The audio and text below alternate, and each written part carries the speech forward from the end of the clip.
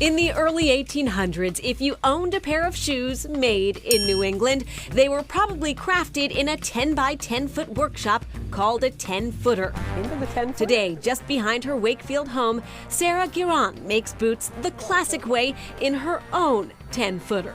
People worked in them sitting in one spot the entire day. That's how you could have 6 to 8 men working in a shop this size. Oh, so it wasn't just a single person in the 10-footer. It was a team. In contrast, Guerin works alone, plying her craft under the name saboteuse. Saboteuse is a saboteur that's a woman. To be clear, there is nothing nefarious going on here, but as a woman who broke into the male-dominated world of bespoke Western boot making, the name fits. I feel like I am deliberately disrupting systems with my craft. Women have been making shoes in New England for more than 200 years, but their work was often hidden in the shadows. A lot of shoemaking happened in homes by women, and we have almost completely erased that story. Revealing that history and making the shoemaking process more accessible are benefits of working in this space. As soon as we moved into factories and people walking by in the street no longer saw how shoes were made, we really started getting this disconnect, and there's still probably 20 hands, even in a factory today, that touch your shoes. For Guerin, the process of learning how to make Western boots in New England began when she met Jim Covington, a recent transplant from Colorado. He showed me a boot that he made and had just finished, and it was one of the most beautiful things I'd ever seen. And that's when I really became hyper focused on this is what I want to do.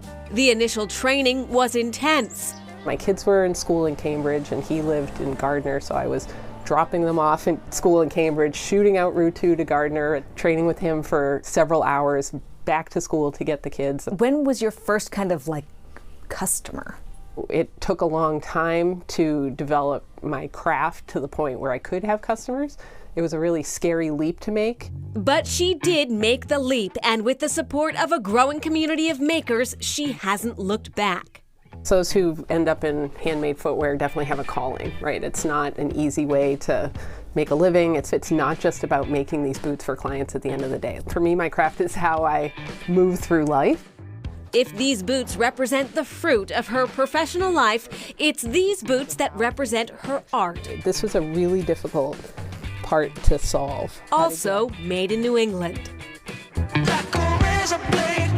So it took 20 years to collect the blades, but then the boots actually I put together pretty quickly. The concept for this piece was born out of frustration with what she called a toxic job situation. I was embroidering these blades by hand without any protection to kind of recreate how I felt in there. And when I finished the boots, it worked. I didn't know if it would, but it worked.